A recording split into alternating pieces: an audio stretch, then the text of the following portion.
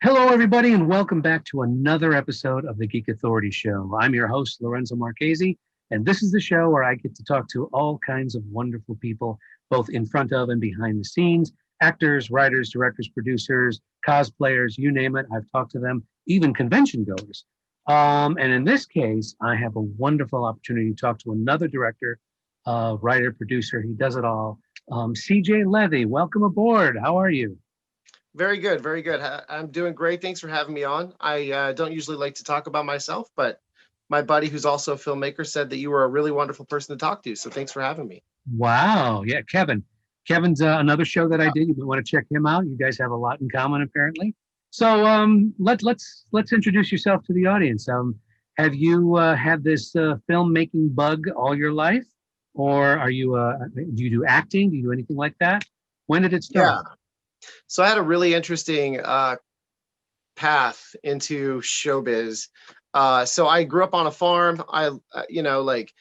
Gravel road, homeschooled kid. My only friends were my neighbors, kind of thing. And then I got when I decided that I wanted to go to film school, age 20, I got in the car, drove to LA, went to the New York Film Academy at Universal Studios. So very cool place. That's where I met Kevin. And that is like a very fish out of water experience, right? From Gravel Road, Missouri to LA. The mountains were on fire. It was raining ash. It was like I drove into Mordor. It was like the biggest kind of life change that you could make.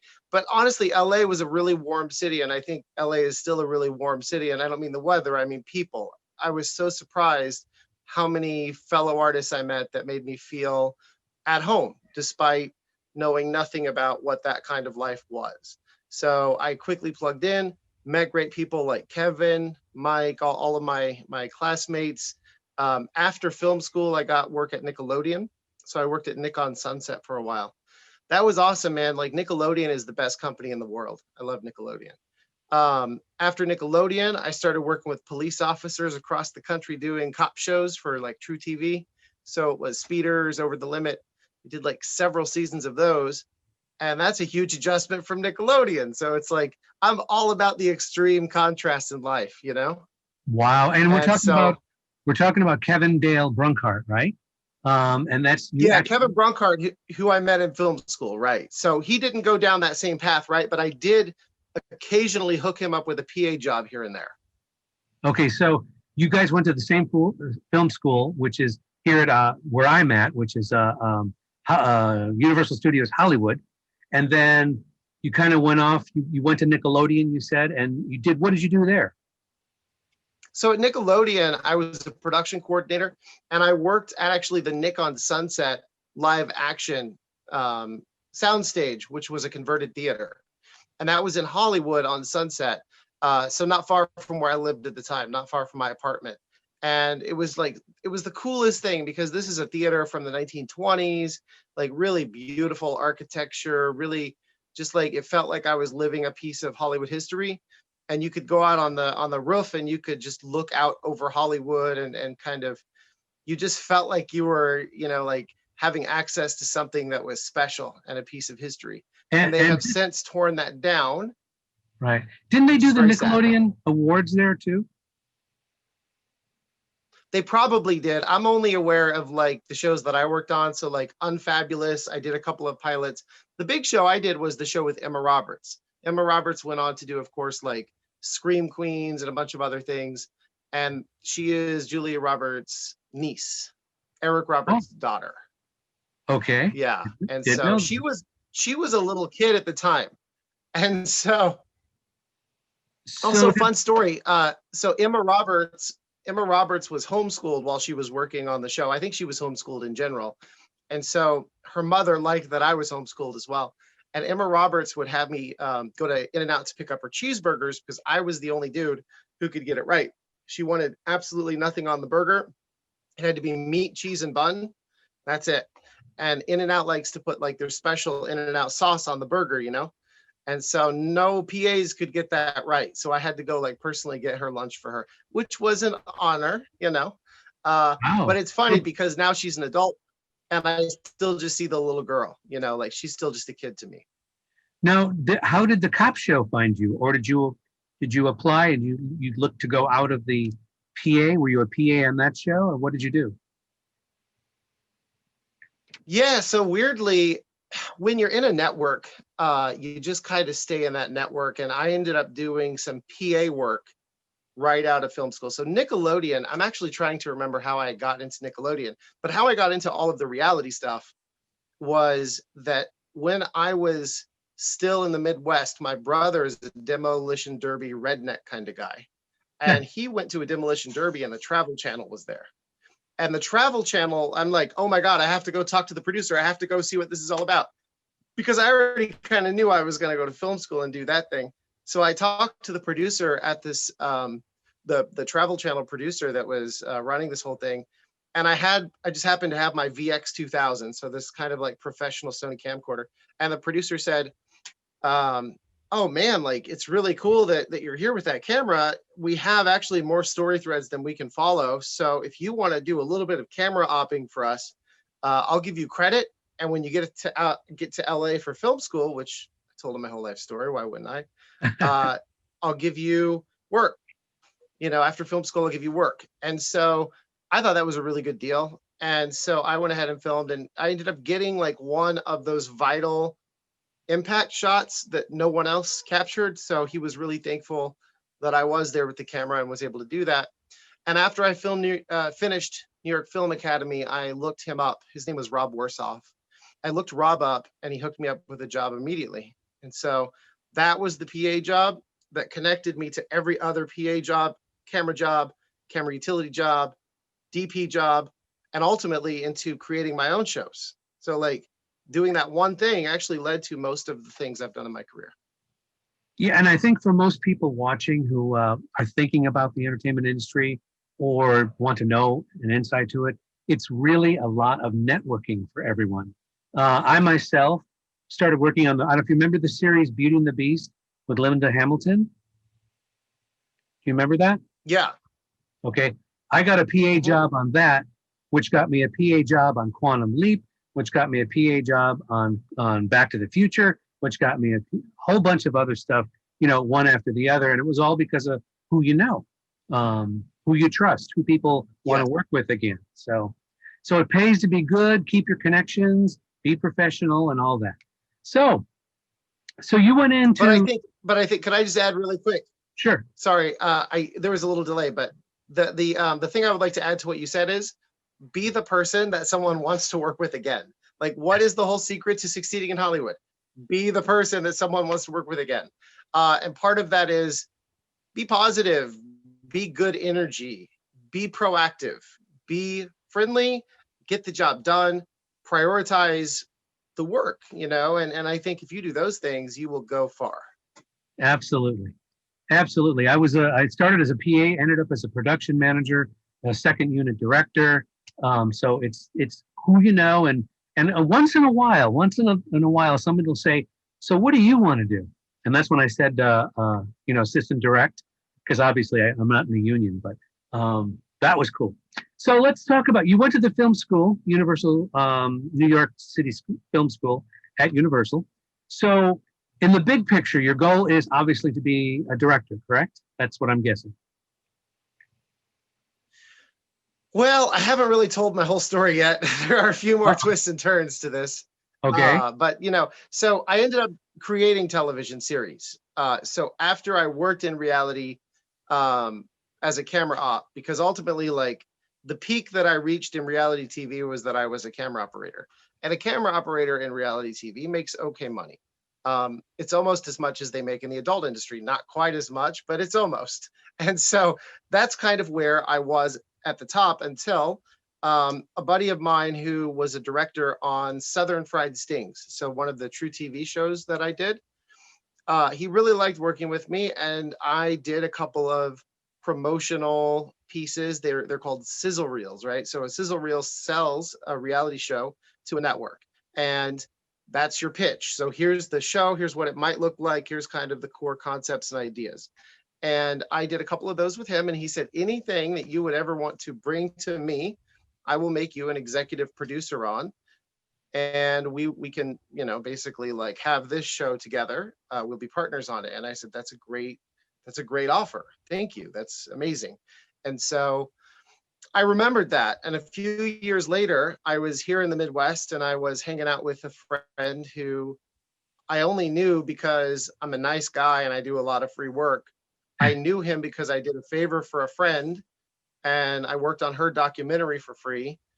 And so this dude who I know is the guy who makes Billy Bob teeth. They're the like redneck teeth that are really popular, like gag teeth, but also he makes the teeth that are like the official Austin Powers teeth. And he makes all of Miley Cyrus's official wardrobe and all this stuff. So Wow. anyway, this guy owns a company in rural Illinois, like population 300. He employs everybody in the county, like everyone there works for him. And his company is worth like $55 million. So and they make over 300 gag gift products. So it's a huge thing. And so I told my producer friend about him. My producer friend said, let's make a TV show. That's great. So we made a sizzle reel. I shot and edited and co-produced the sizzle reel. And we had 5 network offers to buy it as a pilot. So we went with the one, of course, that had the biggest budget. And that was Discovery Channel. So Discovery Channel was like, we'll give you $400,000 to make a pilot. And we said, that sounds great. Let's do it. The pilot aired. And when the pilot aired for Billy Bob's Gags to Riches, which is what it was called, it was on a day that had this really kind of rare southern snowstorm. And it's so because of like everyone being snowed in the South, which any amount of snow in the South is like snowed in. So everyone was snowed in. Our ratings for Billy Bob's Gags to Riches were the highest in Discovery Channel history for an unaired pilot. So for a pilot that had aired for the first time, highest ratings ever. And after that, they greenlit 6 episodes. So we went into production, we did 6 more episodes, and then it was totally shit canned, and that was the end of that. But all 7 episodes did air, and it was pretty successful. What year was this? What year did it air? 2008, I believe. Okay. Okay, so what happened after that? It's currently available on Amazon, so if you were curious. Okay. Amazon Prime to After watch that, it? I sold a second show. I sold a 3-part miniseries to Animal Planet called Missouri Mountain Family. And it was another one of those shows that there was no promotion put into or anything like that. It was just kind of dropped on audiences. And it was like number 13 in the country in all network ratings, number 13 for the night without any promotion. And so the network was like, we want to do more. And we said, well, we can't because the family's not there anymore because you waited so long that they moved because they didn't have enough money to stay where they were. So it's like, if the network had moved a little faster, we could have done more episodes, but they waited like a year before they aired it and it just wouldn't work. Okay. So again, I'm going to go back to my other question regarding, so you consider yourself a producer now, a executive producer, I guess, for reality TV or? I don't know what the heck I do. Okay. A lot of people can say that today. You have a no swear policy, so I said heck. Okay, so what are you doing right now? Right, and during this pandemic, what is going on for you right now? I directed, shot, and am editing a feature documentary film called Rise Up, Discovering Hope. Okay, and what's the subject? Well, we have almost cured paralysis, which is completely impossible because everything that we know in textbooks about the nervous system would have us believe that a complete injury in a spinal cord, a complete spinal cord injury in a paralysis patient would render someone unable to walk for the rest of their lives. And it would be absolutely impossible for any treatment to give them the ability to stand or walk or regain movement. That's not true. And the reason it's not true is because we did not understand how our nervous system worked. We didn't really understand what the spinal cord does. and we didn't really understand that the spinal cord is a smart thing. Like, we always thought of it as a cable that connects the brain to the body.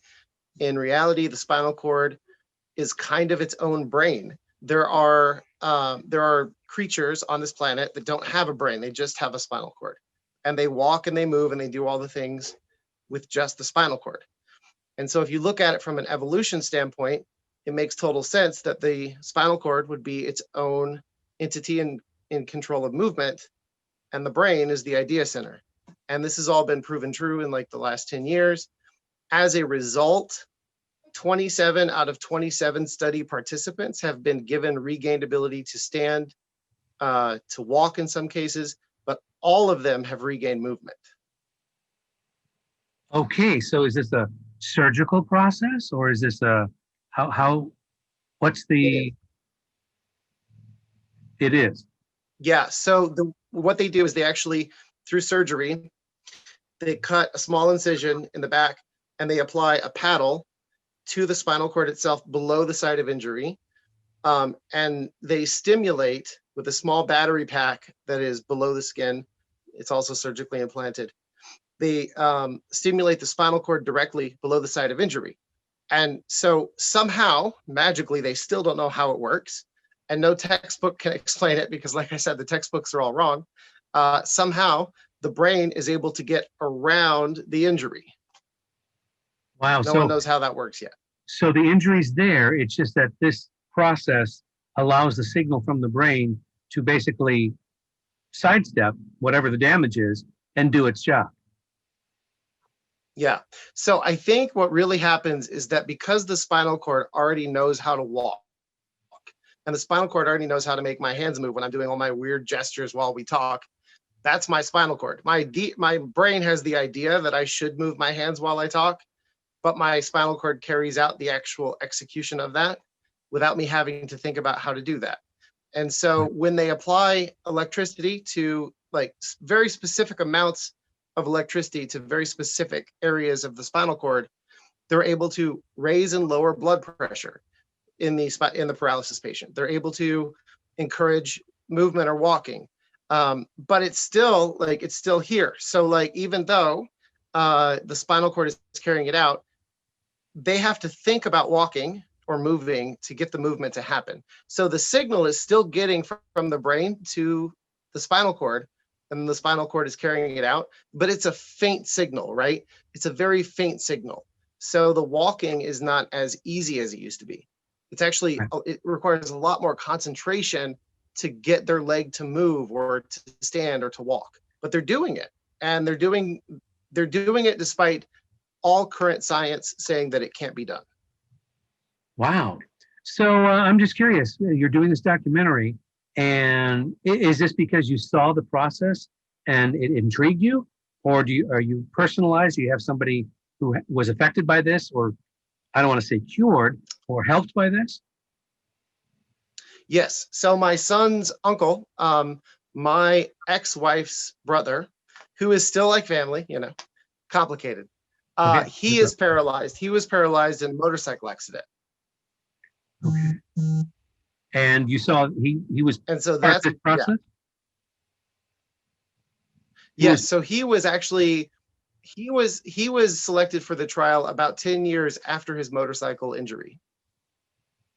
Okay. And then you saw this and thought this would be a great documentary on it. Now, is this documentary kind of like, are you following one patient, or is it the history of the process? So two-part answer.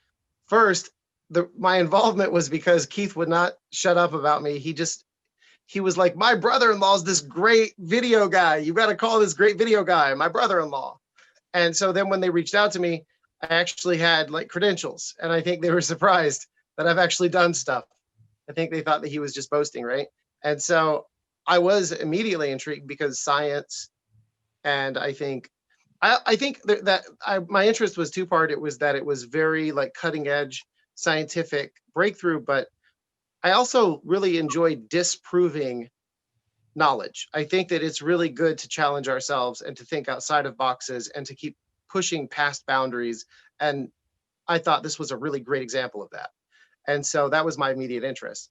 And my involvement initially was, to capture Keith, which is my brother-in-law, who told them about me. But as I started to get to know everyone, it was very clear that the hero of the story, aside from Keith trying to walk again for his kids, was Dr. Harkema, Dr. Susan Harkema. She's an incredible, incredible scientist. She's a neurologist, and she is the one who discovered that it is possible to have voluntary movement after a complete spinal cord injury. So she's the hero of my story. Okay, so it follows her, the process, and of several patients. Yeah, it follows both adults in the adult program and kids in the kid program. The kid program is a little different in that they don't have surgical procedures. They have external stimulation. So they'll put like little pads on the back and they'll stimulate the spine through the skin. So it's not as intense, but it still yields great results for them. Wow, very cool. I'm hoping that I'm going to do a little share screen here. I'm hoping, there you are. Some of these images are part of the documentary. First of all, is this your like headshot? What is this? That is and this is before the pandemic. This is pre-pandemic weight. So of course, I hope I'm not alone in this, but I gained a little weight during the pandemic. And so this is when I was a little bit like more fit, more healthy. But yeah, this is a red carpet in like 2019. Okay. Is this part of the documentary here? No, that is a horror film shoot in like 2017. Oh, okay. What's the movie? Just a random production photo I sent you. Okay. Do we know the title? And by the way, if surgical procedures were done in rooms like that, I would probably not be comfortable being a part of that situation. Okay, what is this film? What's the name of this film? This is something that never really took off. Everyone's got a couple friends that have good horror film ideas, and I had a friend that had a good horror film idea, and it never took off. I'm trying to recall the name of this particular one. Okay. We'll just skip that one. This is cool though. This is my buddy Louis Lombardi. Louis Lombardi is awesome. And I say he's awesome not because he's famous. I say he's awesome because he's a great father. He loves his daughter. He's a family person. He's family first. He has this concept that he needs to bring families back to the dinner table. Of course, he's an Italian gentleman, so he's all about cooking and making his pizzas and pastas and awesome food. And he wants to get families back to the dinner table. I think that's a really noble cause. Hey, I'm Italian. I'm 100% Italian. Bam, you get it. So this guy wants to bring families in. He's a family man. I love his whole family. I've met his whole family because we've done like a sizzle reel for a great show that didn't really take off yet. Now, where you might know Louis from is one of my favorite shows of all time, The Sopranos. Also Entourage, 24. This dude has been in a lot of big movies. This guy's legendary in a lot of ways. And it's funny because he's like one of those guys, everybody knows his face. Not everybody can like just recall his name immediately, but I think he's going to change that. I think he's going to have this big like renaissance. He's going to have this big second career where he becomes an A-lister because he's a brilliant man. Where are we now? Where are you guys? Where is that? This is in New York. We actually were filming for his TV show concept. So it was his TV sizzle. And so this is at the Airbnb across the river from Manhattan Island. I forget which borough we were in. What's this? Zombie film. So, this is a great excuse to play with zombies and get paid for it.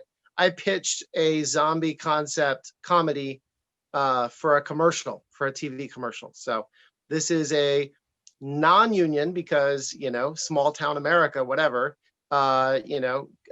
kind of regional commercial playing with zombies. So just something I could do to make a little money on the side, but also have a lot of fun. Yeah. And where is this? Where was this shot?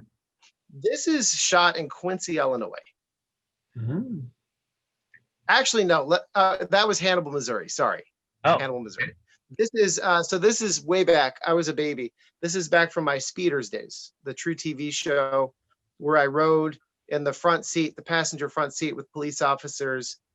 And we got into some interesting stuff. Speeders was kind of a walk in the park because it was light, it was comedy based. And then in later years, I did Over the Limit, which was a little bit more hard edged, more serious. With Over the Limit, I did some foot chases and had to chase some bank robbers and chase some guys through the woods. And we got into a high speed pursuit. So Over the Limit, like, really took it up a notch. But this is when it was just good. It was really good fun. And it was like, you know, I met a lot of good police officers, right? So I know we can't talk about politics on the show because, you know, I am a supporter of all human rights and everything. But I just have to say, like, there are some good police officers out there. And this is an example of that. So Where this are dude we? was like, Where is this? this is North Carolina. And so this gentleman works, I forget which, Concord, North Carolina. And so this is, forget his name. I think it was Tim. Good guy. Oh. Doing his job for the right reasons. Here's Louis again. This looks like a bar, restaurant, something. Yeah, this is him probably yelling at me about my personal life. Who knows? You look I think that's what he did that night. Yeah, we always, you know, we have a good time busting each other's, you know what's. Okay, what are we shooting here? Fargo? This is an independent project, independent feature for my buddy Dustin Hawkins, who does Retro Hawk Productions. And we were filming in Wichita at an Old West, like, stage town. Like, this whole town exists for film, TV production, like, oh, you know, whatever. And it's in Wichita, Kansas. Okay. And it's an actual studio, or what is it? Just property? Oh, it's like a small town that's just kept like a museum. It's not lived in. So these are not real businesses. These are just these are empty buildings, but they're kept, period. And so I think the concept, you got to understand, like, I arrived there and we unloaded our gear and started filming in a blizzard. But I think the concept is that it's like a museum where people pay to experience the Old West, a little bit like Westworld, but without the robots. Wow. Very cool. This is my newest business. This is my business partner, Jeff Bramscom, and he actually got involved with the documentary Rise Up. And he has been amazing. He's been a great resource on that. So he invested a tiny bit of money, which helped me because it was like, okay, I can work on my documentary and have some money to survive and eat. But then, like, he got really interested in it and he started cutting together a story, which I'm so thankful for because, you know, this is somebody who's not an editor, but he understands story inside and out. And I think that we're very much soul brothers in that way. I think that we say that we finish each other's creative sentences. So he's somebody I can really depend on to be in the same space that I am in terms of storytelling. And Very so nice. he edited a hefty chunk of the story for the piece. And I'm really thankful for that because that's really how I'm able to get it done for the screening deadline. And he's doing it, by the way, I have to give him credit for this, on his MacBook with no mouse. He's doing video editing with a trackpad and the like laptop keyboard. So God bless him. He's doing amazing things with the trackpad. Very cool. Who's the woman? She another partner? So yeah, this is Jody, and she is currently, you know what, like, pre-pandemic, we had great plans for Jody. So that is Jody, and Jody is, I think, going to be a great producer in the near future, as soon as we get to do more stuff. Very cool. Oh, who's that? Just playing with a ring light. That's just me playing with a ring light. Pretty good looking. You did notice my background, by the way. Yeah, it's a little bit, makes me uncomfortable. I don't like seeing that much of myself, you know. I'm not exactly a narcissist. Okay, I do it for everybody, so everyone's special. Thank you. I do appreciate that. That is very nice. Okay, now, you did send me a couple links, and I want to go there now. First link is your YouTube page, where it looks like, actually, you've got quite a bit on it. So let's start at the bottom and work our way up. It says music projects. Yeah, I tried to find a way to just have an online portfolio that people could look at different things, because I've never really stuck to one industry or one format. I mean, I think that my philosophy is just create, create, create. So you find like Louis Lombardi has got, I think, a 5-part series that I did for him. And a lot of this is like no pay stuff, like this is just me and Louis making kind of a thing about, if you want to get into acting, here's how. Um, and then there's some commercial stuff that I did get paid for. And then there is some music video. Now, okay, so for the commercial projects, were you directing? Were you writing? What were you doing? Yeah, I do it all. So, and I'm not saying that from an ego place. I usually get involved in these situations where, like, say the Silver Ball project down there or that zombie thing. I usually conceive the idea and write a script, direct, shoot, edit. And I hate to use the word auteur, but it is like in the Midwest, there are a few people that I run into, um, who would work for on that level. So you end up having to kind of find people in St. Louis or Kansas City, and then you can't really afford them based on the budgets that either your client has or that you have as a starving artist. And so I just learned to do most things myself, which is why I'm so thankful to have Jeff being involved with Rise Up, because for the first time in my career, I feel like I have someone who is helping me in a giant way to tell this story. And I did need some help, because with Rise Up, it was the same thing. It was, I was producing, I was directing, I was shooting, I was editing. And I think that one person should not do everything. I think that when you spread yourself too thin, there's a fallout from that. So I think that you have to find people you can really trust and depend on creatively in this kind of work. And I finally have found mine. So I feel good about that. Right. So Rise Up here, which is what we're watching. This is a project that's completed, and you're in the final editing and post-production phase. So the rough cut is about 3 days away from completion, and I have approximately 2 more scenes to wrap up. And in that phase, we're doing a preview screening on Monday, November 16th. The preview screening is a way for us to get feedback and hear what people's thoughts are, so that we can pitch it to Netflix, essentially. Okay. So you're producing a project that doesn't have an audience yet? Is that how it works? Yeah, so it does not work that way for television series. So for television series, it's very much that you have to create just a sample, just a sliver, and then you have to, find a buyer for that, and then they're going to help you craft what that looks like. For a documentary, Netflix will acquire a documentary that's already complete for distribution on Netflix. But I also, by getting in now, when it's really just, I think, a rough cut, we're offering any potential buyer the opportunity to help us finish and shape the final product and what that looks like. Wow. What is it we're looking at here? This is Mary Ellen Kirk. She's awesome, man. Like, yeah, so she's a really great independent artist. I work with a lot of independent artists. That's kind of where I categorize myself. And she is an amazing singer. Her and I conceived this idea about being in a box, and she, it's called Same Moon, and she had some great input, and I had some input that she liked, and we essentially came to the conclusion that we had to burn this box down, and at the end she wanted to sit on the moon. And so I'm like, cool, we'll do it. And then we just had to find ways to do it, and it's really hard to find ways to safely burn your way out of a box. And it's really hard to find ways to sit on a moon, but we did. Looks beautiful. Looks gorgeous. Thank you. I appreciate that. What's this guy here? This is the Breaking Through teaser trailer. Yeah, this was done right when the pandemic was brand new.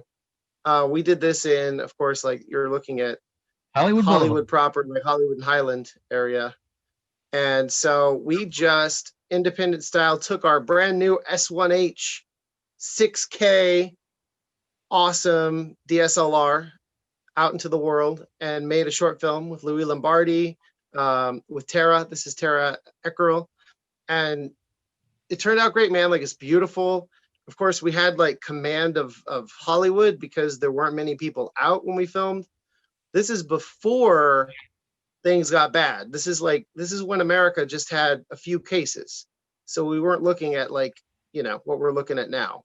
But even then, though, people were worried. It was like the same week while we were there, LA declared a state of emergency. And so a lot of things were happening during the filming of that kind of made us worried about, like, are we going to be able to get home? Are they going to shut down airports and that sort of thing? So it was when people just really started to understand how big of a deal this was. Wow. So I'm curious, if you were to tell, because we got quite an audience of people that are wannabe actors or considering the entertainment business, producers, directors, writers. How would you say? What advice would you give them? How do they enter this world, especially now with the pandemic going? What can they do?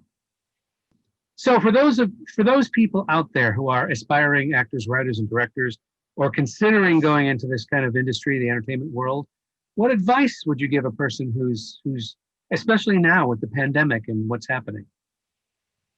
Well, I mean, I can only apply my success to that question. So any success that I've had has just been from doing things and creating, and being passionate, but not just passionate outside of the world, but passionate in the world. So I end up collaborating on other projects, or I end up meeting folks by chance who, who have a positive impact on my career. And so I would just say, luck is when opportunity meets preparedness, and be prepared, but also create situations where opportunity could arise, right? My buddy Louis Lombardi has a lot of really great tips for aspiring actors that are on my YouTube page. So definitely for actors, because I'm not an actor, but for actors, he has great insights into how he got into that world. And it's all free, and it's all there, right there on my YouTube. And no one's really watched them. Like, these are undiscovered gems. So please watch them and get knowledge. And that's on your YouTube channel, right? Yeah, Louis Lombardi's Streets to Success, we called it. Oh, cool. So I'm curious, what's your reaction, or how do you feel about TikTok and YouTube and Twitter, as far as people being creative on them? Do you think those are good outlets? Sure, I think any creative outlet is a good outlet, and I think anything could spark interest in you as a creator. I don't think it's about the format. I don't think it's about how people see you. I don't think it's how you, like, the device you use to create it. I think it's about shining brightly. So whatever that is for you, right? If it's dancing or singing or acting, just find a way for you to shine brightly so that people see you. You have to be a star that someone can see in the night sky. Like, you have to differentiate yourself from the world in some way. And so if you could do that, if you use your strengths, and you might not be able to do that day one, like, everyone gets better, and no one's an overnight success. Like, it takes a while to perfect your craft. So don't be lazy about it. Don't give up after the first failure, right? Because it really does take a while to figure out that you don't know anything. So understand that you don't know anything, and prepare yourself for that journey of knowledge. Okay, with the knowledge you have and the experience you have right now, is there something you would tell yourself, say 10 years ago, because of what you know now, to say, listen, you're telling your younger self, what would you tell yourself? Yeah, I would say, wow, you have all of that attitude and ego for what? For no reason. You did not earn that. And the world will let you know you didn't earn it. And later, you maybe will earn some of it. So in time, you learn to humble yourself? Is that what you're saying? Life humbles you. Life lets you know. Oh, okay. So yeah, no, but honestly, I just think that kids are so full of, like, enthusiasm and positivity, and you have your whole life ahead of you. And I don't know, at least I did. And I grew up in the 90s. I mean, I was born in 81, but grew up in the 90s, really. I mean, that's when I, had all of my nostalgia, right? So I just felt like I could conquer the world. I don't know if kids feel like that now, but I felt like that then. And I think it did create in me like a sense of cockiness, and it was not earned. And I think that, if I had known then what I know now, I might have made different decisions to focus myself a little more in one area. Okay, so I'm going to do real quick. I want to do what's called, I do this with pretty much everybody. I want to do a fast round of what I call questions and just kind of pick your brain a little about some of your favorite things. Sure. Because it sounds like you've seen quite a bit, and what little you've told about me, I know you're a fan of one particular director, but that aside, here we go. So who would you say is your favorite director of all time? I mean, it's got to be Quentin Tarantino, because Quentin Tarantino is the only director I can think of that's never made a bad movie. He's made movies that, maybe had a misstep or two, but never a bad movie. All of his movies are worth watching, and that's saying a lot. And also, he's super consistent in his tone, in his universe. He uses his tools in a way that I haven't seen before. Also, Wes Anderson. Here's a guy that maybe he's had even bigger missteps. I don't know. That's for other people to decide. But Wes Anderson has the command of his world, of his universe, of his vision that few others have. I highly respect that those two guys can completely transport you to what's going on in here. Okay. Who's your favorite writer? That's a tough one. I think writers don't get enough credit, and I think writers aren't superstars like directors sometimes, and they should be. And I think that I should have a top 10 list of writers, but I don't. And that's, I think, really sad. And probably I should do more work to figure out who writes some of my favorite stuff. Okay. Other than a Tarantino movie, what would you say is your next favorite movie? Oh, RoboCop. Absolutely RoboCop. The original RoboCop film. Really? Wow. And Ghostbusters. Like, you know what? Let's put Ghostbusters up here and RoboCop here, and then Tarantino down here. So films like, say, Back to the Future and Citizen Kane and The Godfather, are they in there? Godfather, Citizen Kane, not as much. I am a fan of the fantastical. Humanity and making sense of it still eludes me. So I don't know if I love those heavy films as much, but I do love and do understand fantastical films like RoboCop or Ghostbusters or Back to the Future. And I love Back to the Future as well. Those are examples of story transcending genre and definition in the 80s. So like now, if you try to make a Ghostbusters or a Back to the Future movie or whatever, it's kind of like shoehorned into a genre, and then they assign like a ridiculous tone. Like for the Ghostbusters reboot in 2016, it was like just slapstick comedy, and there was no serious kind of dialogue happening that grounded that world or made it believable. And so it gave it zero weight, zero power, zero interest from viewers. In the 80s, they had a gravity, like they would weight you down into this real world where you felt like real people were doing things, but then the fantastical stuff was built on top of that.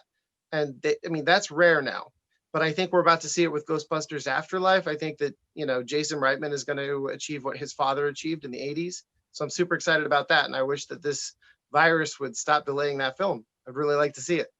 Oh, there's a lot of films I want to see that have been pushed to 2021 or 2022. So that's interesting. Do you have a favorite actor? I respect and admire and I'm blown away by TV performances now. Like I'm just blown away by the writing, direction, and performance that I'm seeing in television for the last 10 years, like it's not a new thing. It's the list is so long of amazing shows that I watch that I think are better than anything offered in a cinema. And I think that right now, storytelling and like great examples of acting and great examples of performance are in television.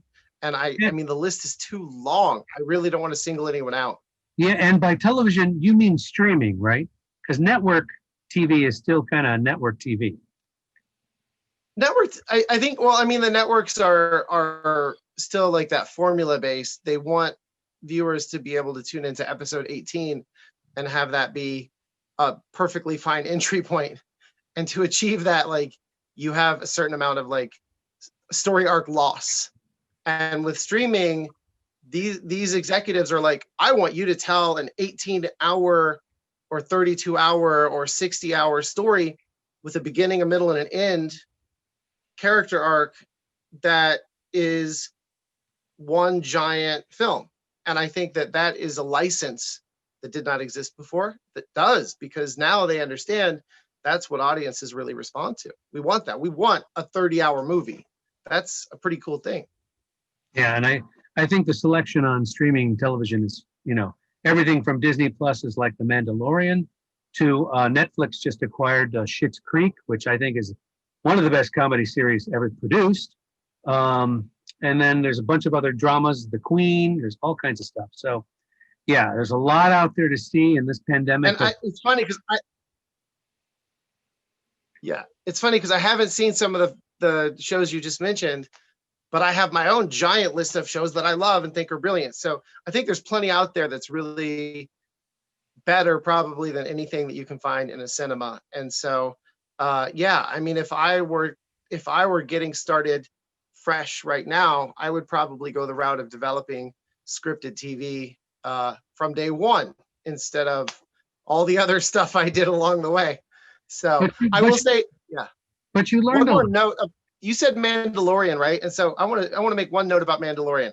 What a great example of a television property being in every way superior to a much, much, much more expensive 3-film sequel trilogy, right? So we have the sequel trilogy, Force Awakens, Last Jedi, and whatever the third one was called, it was terrible, Skywalker something. And then Mandalorian is actually the true spiritual successor to Star Wars that we all wanted. And it is intelligent, and it's smart, and it's sharp, and it knows us, and we know it immediately in every frame. It's authentic. It's real. I gotta jump in there and let you know, a lot of what you just said is due to Jon Favreau and Kevin Ferini taking the stories and the characters and going back to storytelling versus special effects. Now, I'm going to disagree with you on one thing. I enjoyed The Last Jedi far more than the other two. I thought story-wise, character-wise, that was a far better film. Although the other stuff. As did I. Yeah. But we're in the minority. Popcorn. So, what's that? What? We're in the minority of folks who enjoyed The Last Jedi. I think I loved The Last Jedi. Wait, we're in the minority in terms of fans. Critically, it is the best reviewed film of the new three. So we're in good hands critically. So storytelling wise.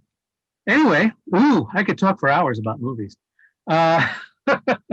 especially The Mandalorian. Anyway, Exactly. So anyway, any final words you want to tell everybody? Oh, there you go. That's the sideshow version. Right. I've got the plushy version, who pokes your ear out every time you hug him. Well, we have the plush version too, but I'm not going to let my 6-year-old play with my $400 doll. So. No. And if you ever need a babysitter, let me know. Anyway. Awesome. Okay. So any final words you want to say to everybody about the industry, or thoughts, ideas, concepts? Just that I am absolutely honored to, be interviewed by a dude who's done so many amazing things. I mean, you mentioned some stuff in the beginning that I'm just a huge fan of, and I think it's awesome.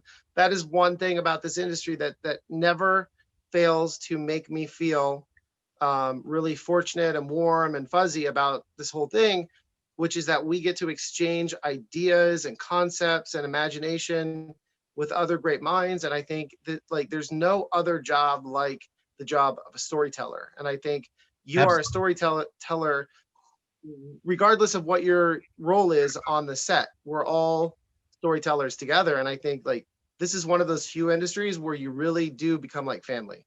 And so it is an honor. Wow. Well, thank you very much. And it looks like your documentary looks amazing. So let me know when it's up and out there. Definitely would love to, maybe do I have another show called Talk About, where we take either series or episodes or whatever, and a bunch of us just talk about the show. That would be fun, especially documentaries about, Yeah. processes that are, revolutionary, so to speak.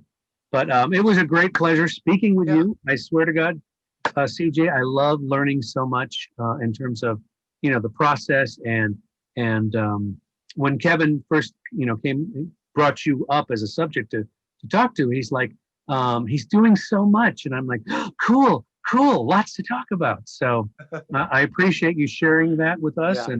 and so on. But again, Yeah. thank you for doing this. And just in case you people, this is my name is Lorenzo Marchessi. That's CJ Levy. Please check out some of my other shows that I do. I have the Unboxing the Geek Authority, where I open stuff up for the first time, and you see it for the first time, and I see it for the first time. And my reaction when you watch it is real. I have the Talk About show I just mentioned. I have the Mysterious Chamber of Collectibles, where I pull out some of the stuff I've been collecting for years because I'm old. And some of the stuff that I have is really unique.